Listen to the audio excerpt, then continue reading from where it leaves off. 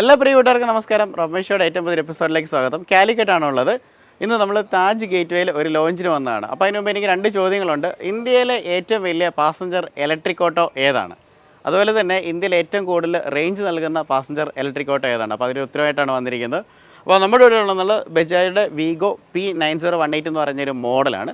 അപ്പോൾ ഈ ഓട്ടോയുടെ വലിയ പ്രത്യേകത എന്ന് പറഞ്ഞു കഴിഞ്ഞാൽ ഇതിനകത്ത് ഒരു സ്പേസ് ഒരു വലിയൊരു ഘടകം തന്നെയാണ്. സാധാരണ നമ്മൾ കേരളത്തിൽ ഓടുന്ന ഓട്ടോയ്ക്കകത്ത് 3 പേര് ആണ് ബാക്കിൽ വരുന്നത്, ഒരു ഡ്രൈവറാണ് വരുന്നത്. പക്ഷേ നമ്മൾ തമിഴ്നാട്ടിലേക്കൊക്കെ പോകുകയാണെന്നുണ്ടെങ്കിൽ ആ വാഹനങ്ങൾ അത് ഷെയർ ഓട്ടം എന്ന് പറഞ്ഞ പേരിൽ 10-15 പേരൊക്കെ കയറുന്ന ഓട്ടോസ് നിങ്ങൾ കണ്ടിട്ടുണ്ടായിരിക്കും അല്ലേ? അപ്പോൾ അത്രയും ആൾക്കാരെ ഉൾക്കൊള്ളാൻ പാകത്തിലുള്ള വലുപ്പത്തിലുള്ള ഒരു ഓട്ടോയാണ് ബജാജിയുടെ ഈ ഒരു വീഗോ എന്ന് പറയുന്ന ഈ ഒരു മോഡൽ. അപ്പം അത് മാത്രമല്ല, ഏറെ പ്രത്യേകത എന്ന് പറയുന്നത് ഏറ്റവും കൂടുതൽ ഡ്രൈവർമാരെ അലട്ടുന്ന ഒരു കാര്യം എന്ന് പറഞ്ഞാൽ റേഞ്ച് ആങ്സൈറ്റിയാണ്. കാരണം വെച്ചാൽ മിക്ക ഇലക്ട്രിക് ഓട്ടോകളിലും മാക്സിമം നമുക്ക് കിട്ടുന്നതെന്നൊക്കെ പറഞ്ഞു കഴിഞ്ഞാൽ ഒരു 150, 120, 150, 170 അങ്ങനെയൊക്കെ ഉള്ള റേഞ്ചിലൊക്കെ ആയിരിക്കും നമുക്ക് കിട്ടുന്നതെന്ന് പറഞ്ഞു കഴിഞ്ഞാൽ. അപ്പം വളരെ വലിയൊരു ഓട്ടോ ഒക്കെ കിട്ടിക്കഴിഞ്ഞാൽ എടുക്കാൻ പലർക്കും ഭയങ്കര മടിയായിരിക്കും. പക്ഷേ ഈ ഒരു വാഹനത്തെ സംബന്ധിച്ചവരാണെങ്കിൽ ഇതിനകത്ത് 17.7 കിലോവാട്ടിൻ്റെ ബാറ്ററിയാണുള്ളത്. അതുകൊണ്ട് തന്നെ 296 കിലോമീറ്ററാണ് ഈ വാഹനത്തിൻ്റെ റേഞ്ച് എന്ന് പറയുന്നത്. അപ്പോൾ ശരാശരി എങ്ങനെ പോയാലും ഒരു 250 കിലോമീറ്റേഴ്സ് നമുക്ക് കിട്ടുമെന്നാണ് പറയുന്നത്. അപ്പം ഞാൻ ആദ്യം ചോദിച്ച 2 ചോദ്യങ്ങളുടെ ഉത്തരമാണ് ഞാനീ പറയുന്നത്. അപ്പോൾ ഈ പുതിയ മോഡലിലേക്ക് വന്ന സമയത്ത് എന്തൊക്കെ മാറ്റങ്ങളുണ്ട് എന്ന് നമുക്ക് പ്രധാനമായിട്ടും നോക്കാം. വാഹനത്തിൻ്റെ ലുക്കിലേക്കൊക്കെ വരികയാണെന്നുണ്ടെങ്കിൽ ഫ്രണ്ട് ഫേസ് കംപ്ലീറ്റ് മാറിയിട്ടുണ്ട്, പുതിയൊരു ഫേസ് ആയിട്ടാണ് വന്നിരിക്കുന്നത്. അപ്പോൾ നമ്മുടെ ഒരു വൈപ്പേഴ്സും കാര്യങ്ങളും ഇവിടെ കാണാം, LED ആയിട്ട് വരുന്ന ഹെഡ് ലാംപ്സ് കാണാം. ഈ ഒരു ഫേസ് എന്ന് പറഞ്ഞാൽ കുറച്ചും കൂടെ ഒരു പ്രൊജക്റ്റഡ് ആയിട്ട് വരുന്ന ഭാഗങ്ങൾ, നമുക്കൊരു 3D ലുക്കിലൊക്കെ വരുന്ന ഭാഗങ്ങളൊക്കെ അവിടെ കൊടുത്തിട്ടുണ്ട്. ഓക്കെ, അപ്പോൾ അതൊക്കെ നമുക്ക് കാണാം. അതുപോലെ തന്നെ നമുക്കിവിടെ വേഗം എന്ന് പറഞ്ഞൊരു ബ്രാൻഡിങ് ഉണ്ട്, അത് നമുക്കവിടെ കാണാൻ നമുക്ക് സാധിക്കും. ഇൻഡിക്കേറ്റേഴ്സ് നമുക്കിവിടെ കൊടുത്തിരിക്കുന്നതായിട്ട് കാണാം. ഇവിടെ ഒരു ഗ്രാഫിക്സ് ഡിസൈൻ ഉണ്ട്, മഡ് ഗാർഡ്സ് നമുക്കിവിടെ കാണാൻ പറ്റും. എല്ലാം നമുക്ക് മെറ്റൽ ബോഡി ആയിട്ടാണ് വരുന്നത്. അപ്പോൾ അതൊരു പ്രത്യേകതയാണ്. 12 ഇഞ്ചസിൻ്റെ ടയേഴ്സാണ് വരുന്നത്. അതുപോലെ തന്നെ നമുക്കവിടെ ഒരു വീൽ ക്യാപ്പും കാര്യങ്ങളും കൊടുത്തിട്ട് കുറച്ചും കൂടെ ബ്യൂട്ടിഫുൾ ആക്കിയിട്ടുണ്ട്. കുറച്ചും കൂടെ ഒരു എന്താ പറയുക, മനോഹരമായിട്ടുള്ള ഒരു ടയറിൻ്റെ ഒരു ഏരിയയാണ് നമുക്കവിടെ കാണാൻ സാധിക്കുന്നത്. അതുപോലെ നമുക്കവിടെ സസ്പെൻഷനും നമുക്കവിടെ കാണാനായിട്ട് നമുക്ക് സാധിക്കും. ഇതാണ് ഫ്രണ്ടിലിൻ്റെ ഒരു കാഴ്ച എന്ന് പറഞ്ഞു കഴിഞ്ഞാൽ. ഈ വാഹനത്തിൻ്റെ വേറെ കുറച്ച് പ്രത്യേകത പറയാം. ഇതിൻ്റെ വില ഒന്ന് പറയാം. നമുക്ക് ഇത്രയും മാറ്റങ്ങൾ ഈ വാഹനത്തിലേക്ക് വരുന്ന സമയത്തേക്ക് 4,41,000 രൂപയാണ് എക്സ്ഷോറൂം പ്രൈസായിട്ട് വാഹനത്തിന് കൊടുത്തിരിക്കുന്നത്. അപ്പം ഇത് കൂടാതെ തന്നെ വേറെ കുറച്ച് പ്രത്യേകതകൾ എന്ന് പറഞ്ഞാൽ ബാറ്ററിയുടെ സൈസ് ഓൾറെഡി കൂട്ടുന്നതിനൊപ്പം തന്നെ നമുക്കിതിൻ്റെ വാട്ടർ വെയ്റ്റിംഗ് കപ്പാസിറ്റിയിലേക്ക് വരുവാണ്. കാരണം കേരളം പോലുള്ള സംസ്ഥാനം എന്ന് പറഞ്ഞാൽ വർഷം മുഴുക്കെ പരക്കെ മഴയുള്ളതാണ്. അപ്പോൾ അതുകൊണ്ട് തന്നെ വെള്ളം കെട്ടുന്ന സ്ഥലങ്ങളിൽ കൂടെയൊക്കെ വണ്ടി ഓടിക്കേണ്ടി വരും. അപ്പോൾ അങ്ങനെ വരുവാണെന്നുണ്ടെങ്കിൽ 300 മില്ലിമീറ്ററാണ് വാട്ടർ വെയ്റ്റിംഗ് കപ്പാസിറ്റി ആയിട്ട് ഈ വാഹനത്തിൻ്റെ കൊടുത്തിരിക്കുന്നത്. അതുപോലെ തന്നെ 150 മില്ലിമീറ്റർ ഗ്രൗണ്ട് ക്ലിയറൻസ് കൊടുത്ത് അത്യാവശ്യം നമുക്ക് വാഹനം ഏത് ടെറൈനിലും കൊണ്ടുപോകാൻ പാകത്തിലൊക്കെ രീതിയിലാണ് ചെയ്തിരിക്കുന്നത്. അത് നമുക്ക് മൊത്തത്തിൽ പറയുകയാണെങ്കിൽ വാഹനത്തിൻ്റെ ഒരു ആകാരം തന്നെയാണ്, അത്യാവശ്യം നല്ല സൈസ് ഫീൽ ചെയ്യുന്ന ഒരു ഓട്ടോ തന്നെയാണ്. അപ്പോൾ നമുക്ക് കുറേ അധികം ആൾക്കാരെ കൊണ്ടുപോകാൻ അല്ലെങ്കിൽ കുറേ അധികം ലഗേജുകൾ കൊണ്ടുപോകാനൊക്കെ പറ്റും. കാരണം വെച്ചാൽ ലഗേജ് ഏരിയ ഒക്കെ ഒത്തിരി വലുതാണ്. ഞാനത് പുറത്തോട്ട് പോകുന്ന സമയത്ത് ഞാൻ കാണിച്ചു തരാം. അതുപോലെ തന്നെ ഇതിനകത്തുള്ള മറ്റുള്ളൊരു ഫീച്ചറുകളെന്ന് പറയാൻ ടെക് പാക്ക് കണക്റ്റഡ് ആയിട്ട് നമുക്ക് ഉപയോഗിക്കാനായിട്ട് പറ്റും. അതായത് നമുക്ക് അഡീഷണലി ഒരു യൂണിറ്റ് നമുക്ക് ആക്ടിവേറ്റ് ചെയ്യാനായിട്ട് പറ്റും. അതിനകത്ത് 2 സിംസ് ഉണ്ട്. അങ്ങനെയാണെന്നുണ്ടെങ്കിൽ നമുക്ക് ജിയോ ഫെൻസിങ്ങിൽ നമുക്ക് ഇമ്മൊബിലൈസേഷൻ ചെയ്യാനായിട്ട് പറ്റും. അതുപോലെ തന്നെ നമുക്ക് റിമോട്ടിൽ ഇമ്മൊബിലൈസേഷൻ ചെയ്യാനായിട്ട് സാധിക്കും. അതുപോലെ തന്നെ വാഹനം ഓവർ സ്പീഡിൽ ഓടുകയാണെങ്കിൽ അതിൽ അലേർട്ട് കിട്ടും. അതായത് ഇപ്പോൾ നമ്മൾ വാടകയ്ക്ക് കൊടുക്കുന്ന ഒരു വാഹനമാണെങ്കിൽ ഈ വാഹനം നമ്മുടെ ഒരു കൺട്രോളിൻ്റെ പുറത്തേക്ക് പോകാതിരിക്കാനുള്ള സംവിധാനങ്ങളെല്ലാം ടെക് പാക്കിനകത്ത് ആഡ് ചെയ്ത് വരുന്നുണ്ട്. അപ്പോൾ അത്തരം സംവിധാനങ്ങളൊക്കെ ഈ ഒരു വണ്ടിക്കകത്ത് കൊടുത്തിട്ടുണ്ടെന്നുള്ളതാണ്. അതിൻ്റെ ഒരു മോട്ടറിലേക്കൊക്കെ വരുവാണെന്നുണ്ടെങ്കിൽ 6.2 കിലോവാട്ടാണ് പീക്ക് വരുന്നത്. 40 ന്യൂട്ടൺ മീറ്റർ ടോർക്ക് ഡെലിവറി ചെയ്യാൻ പറ്റുന്ന ഒരു എഞ്ചിനും കൂടെയാണ്. അപ്പോൾ അത്രയും പറയുമ്പോൾ തന്നെ ഇതിൻ്റെ ഒരു പ്രത്യേകത എന്ന് പറഞ്ഞാൽ ഇതിൻ്റെ ഒരു ഗ്രേഡബിലിറ്റി എന്ന് പറഞ്ഞാൽ 36%. അതുപോലെ തന്നെ നമുക്കിത് അത്യാവശ്യം നമുക്ക് നിറച്ച ആൾക്കാരെ വെച്ചുകൊണ്ട് കയറ്റമുള്ള പ്രദേശങ്ങളിൽ കൂടെ പോകാൻ പറ്റും. കാരണം ഞങ്ങൾ 6-7 ആൾക്കാർ ഇരുന്നിട്ട് ഒരു റാമ്പ് ഈസിയായിട്ട് ക്രോസ് ചെയ്തതാണ്.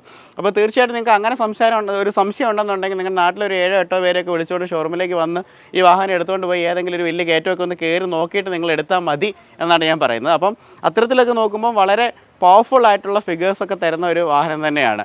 പിന്നെ ഈ പറയുന്ന പോലെ റേഞ്ചിൻ്റെ കാര്യങ്ങളൊക്കെ ഉണ്ട്, നമുക്ക് ധൈര്യമായിട്ട് എടുക്കാൻ പറ്റുന്നൊരു വാഹനമാണ്. ഇപ്പം നമുക്കിനി ഈ ഒരു വാഹനത്തിൻ്റെ ഒരു ഡ്രൈവർ ക്യാബിനിലേക്ക് വരാം. സീറ്റൊക്കെ ആണെങ്കിൽ അത്യാവശ്യം വീതിയുള്ള സീറ്റുകളും കാര്യങ്ങളൊക്കെയാണ്.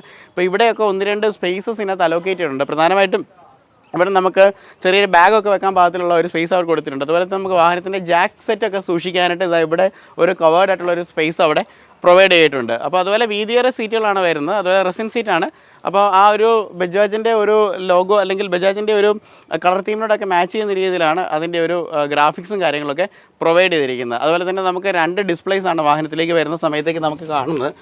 2 ഡിസ്പ്ലേസ് എന്ന് പറയുന്ന സമയത്ത് അതിനകത്ത് ഒരു ലൈക്ക് ഒരു മോണോക്രോമായിട്ട് വരുന്ന ഒരു ഡിസ്പ്ലേ ഉണ്ട്. അപ്പോൾ അതിനകത്ത് നമുക്ക് ബാറ്ററിയുടെ അതുപോലത്തെ പാരാമീറ്റേഴ്സും കാര്യങ്ങളൊക്കെ നമുക്ക് കാണാം. വിഗോ എന്ന് പറഞ്ഞൊരു ബാഡ്ജിങ് നമുക്ക് ഇവിടെ ഉണ്ട്. ഇപ്പുറത്തേക്ക് വെച്ച് വരികയാണെങ്കിൽ കുറച്ച് ടെലിമാറ്റിക്സ് ആയിട്ട് വരുന്ന ഫീച്ചേഴ്സും കാര്യങ്ങളൊക്കെയാണ്. സ്റ്റിയറിങ്ങിലേക്കൊക്കെ വരികയാണെന്നുണ്ടെങ്കിൽ നമുക്ക് നോർമലായിട്ട് വരുന്ന സ്റ്റിയറിങ്സ് ആണ്. ഇതാ ഇവിടെ കൺട്രോളിൻ്റെ സ്വിച്ചസ് ഉണ്ട്. DN6M എന്ന് പറയുന്ന സ്വിച്ചസും കാര്യങ്ങളൊക്കെ നമുക്കിവിടെ കാണാനായിട്ട് നമുക്ക് സാധിക്കും. വൈപ്പർ ഓൺ ആക്കാനുള്ളതും ഓഫ് ആക്കാനുള്ളതൊക്കെ ഇവിടെയാണ്. ഇൻഡിക്കേറ്റേഴ്സിൻ്റെ സ്വിച്ചസ് ഇവിടെയാണ്. ഇത്തരം കാര്യങ്ങളൊക്കെയാണ് ഈ ഒരു വശത്തേക്ക് വരുന്നത്. അതുപോലെ നമുക്കിവിടെ മൊബൈൽ ഫോൺ വെക്കാനുള്ള ഒരു സ്പേസും കാര്യങ്ങളൊക്കെ ഉണ്ട്. ഒരു 12 വോൾട്ടിൻ്റെ ഒരു DC ചാർജിങ് ഫെസിലിറ്റി നമുക്ക് വാഹനത്തിനകത്ത് പ്രൊവൈഡ് ചെയ്തിട്ടുണ്ട്. അതുപോലെ തന്നെ നമുക്ക് ഇവിടെ ഒരു സ്റ്റോറേജ് സ്പേസ് ഉണ്ട്. അത് കൂടാതെ തന്നെ ഇപ്പുറത്ത് ഒരു USB A പോർട്ട് കൊടുത്തിട്ടുണ്ട്. നമുക്ക് മൊബൈൽ ഫോൺ ചാർജ് ചെയ്യാനുള്ള സംവിധാനങ്ങളും കാര്യങ്ങളൊക്കെയാണ് കൊടുത്തിരിക്കുന്നത്. അതുപോലെ ഇവിടെ സ്വിച്ചസ് ഹസാർഡിൻ്റെ സ്വിച്ചസും കാര്യങ്ങളൊക്കെ പ്രൊവൈഡ് ചെയ്ത് വെച്ചിട്ടുണ്ട്. നമുക്കിവിടെ ഹാൻഡ് ബ്രേക്കും കാര്യങ്ങളൊക്കെ ഇവിടെ കാണാം. അതുപോലെ ഫുഡ് ബ്രേക്കും ഒക്കെ ഈ വശത്താണ് ഹൈഡ്രോളിക്കലായിട്ട് വരുന്ന ബ്രേക്സ് നമുക്കിവിടെ കാണാനായിട്ട് നമുക്ക് സാധിക്കുന്നത്. അതുപോലെ പ്ലാസ്റ്റിക്സിൻ്റെ ക്വാളിറ്റി ആണെങ്കിലും മോശമുള്ള ഒരു ക്വാളിറ്റി ഒന്നുമല്ല, അത്യാവശ്യം നല്ല ക്വാളിറ്റിയുള്ള പ്ലാസ്റ്റിക്സ് തന്നെയാണ്. ഇത് വണ്ടി ഫുള്ളി മെറ്റൽ ബോഡി ആയിട്ടാണ് വരുന്നത്. അപ്പോൾ അങ്ങനെയൊക്കെ വരുമ്പോൾ വണ്ടി ഭയങ്കര സ്ട്രോങ്ങർ ആയിട്ടുള്ളൊരു വണ്ടിയായിട്ടാണെന്ന് നമുക്ക് എടുത്ത് പറയാനായിട്ട് നമുക്ക് സാധിക്കും. അപ്പോൾ ഇതാണ് ഡ്രൈവർ ക്യാബിനെ കുറിച്ച് പറയാനുള്ളത്. നമുക്കിനി പാസഞ്ചർ ക്യാബിനിലേക്ക് വരാം. പാസഞ്ചർ ക്യാബിനിലേക്ക് വരുമ്പോഴാണ് നിങ്ങൾക്ക് ആ ഒരു അത്ഭുതം മനസ്സിലാകുന്നത്. ഇത് കണ്ടോ, ഇങ്ങോട്ട് കയറുന്ന സമയത്ത് തന്നെ ലെഗ് റൂം തന്നെ ഭയങ്കര വലുപ്പമുള്ള ഒരു ലെഗ് റൂമാണ് ഈ വാഹനത്തിനകത്ത് പ്രൊവൈഡ് ചെയ്തിരിക്കുന്നത്. നമ്മൾ ഇതിനകത്ത് ശരിക്കും പറഞ്ഞാൽ നമ്മുടെ കേരളത്തിലെ നിയമം അനുസരിച്ച് 3 പേർക്കായിരിക്കും ബാക്കിലിരിക്കാൻ പറ്റുന്നത്. പക്ഷേ സുഖകരമായിട്ട് ഒരു 4-5 പേർക്ക് നമുക്കിവിടെ ഇരിക്കാൻ പറ്റുന്ന ഒരു വീതി ഈ സീറ്റിനുണ്ടെന്നുള്ളതാണ്. ഇപ്പോൾ കുട്ടികളൊക്കെ ഉണ്ടല്ലോ, ഒരു ഫാമിലി വളരെ സുഖകരമായിട്ട് കയറിപ്പോവും.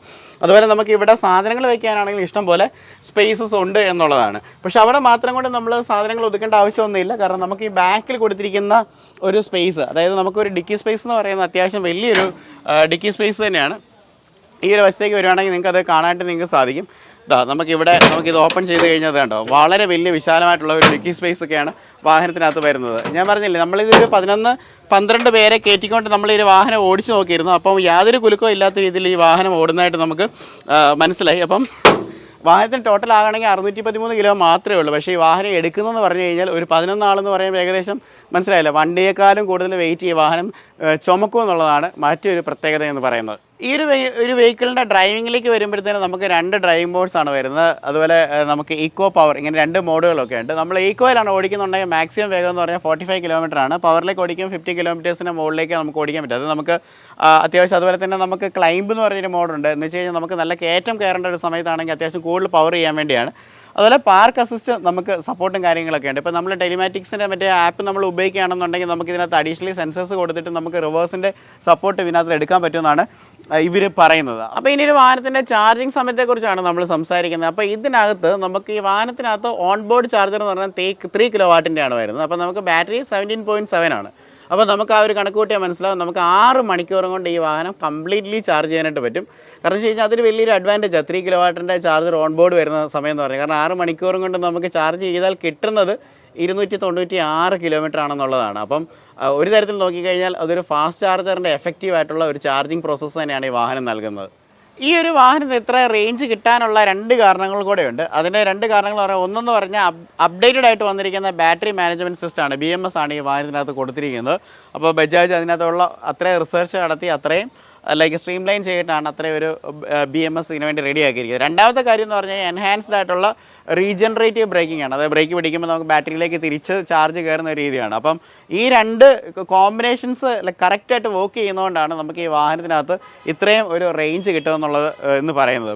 അപ്പോൾ അതുകൊണ്ട് തന്നെ അതൊരു വലിയ അത്ഭുതകരമായിട്ടുള്ളൊരു കാര്യമാണ്. കാരണം ഒരു ഓട്ടോയ്ക്ക് ഏകദേശം നിയർലി 300 കിലോമീറ്റേഴ്സ് റേഞ്ച് കിട്ടുമെന്നുള്ളത്. നമുക്ക് റിയൽ ലൈഫിലേക്ക് വരുമ്പോൾ എങ്ങനെ പോയാലും 250 കിലോമീറ്റേഴ്സ് റേഞ്ച് കിട്ടുമെന്നുള്ളതാണ് അതിൻ്റെ ഞാൻ കാണുന്ന ഏറ്റവും വലിയ അഡ്വാൻറ്റേജ്. അപ്പോൾ ഇതൊക്കെയാണ് നമ്മുടെ ഈ ഒരു വാഹനത്തിൻ്റെ, അതായത് നമ്മുടെ ബജാജിൻ്റെ ഏറ്റവും പുതിയ വീഗോ P9018 എന്ന് പറയുന്ന മോഡലിൻ്റെ വിശേഷങ്ങൾ എന്ന് പറയുന്നത്.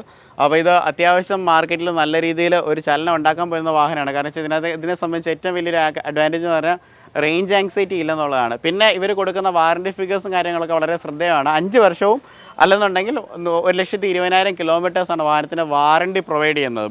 അതുകൊണ്ട് നമുക്ക് അത്തരത്തിലുള്ള ടെൻഷനും നമുക്ക് ആവശ്യമില്ലെന്നുള്ളതാണ്. അപ്പം ഈ ഒരു വാഹനത്തെക്കുറിച്ചുള്ള നിങ്ങളുടെ അഭിപ്രായങ്ങളും നിർദ്ദേശങ്ങളൊക്കെ നിങ്ങൾ കമൻറ്റ് രൂപേണ ഒന്ന് എഴുതുക. അപ്പോൾ പുതിയൊരു വീഡിയോ ആയിട്ട് കേട്ടോണം. So this is Robin signing from Rob my show.